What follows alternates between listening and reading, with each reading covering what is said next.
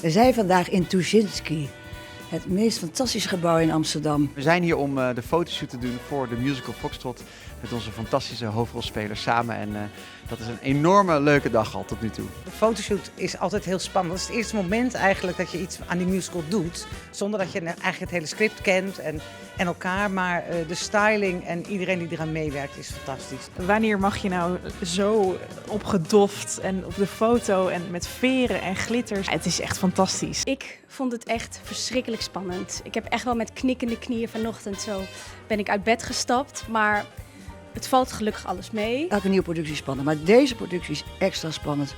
Want ik heb bijna 50 jaar geleden, jongens en meisjes, heb ik ook Foxtrot gespeeld.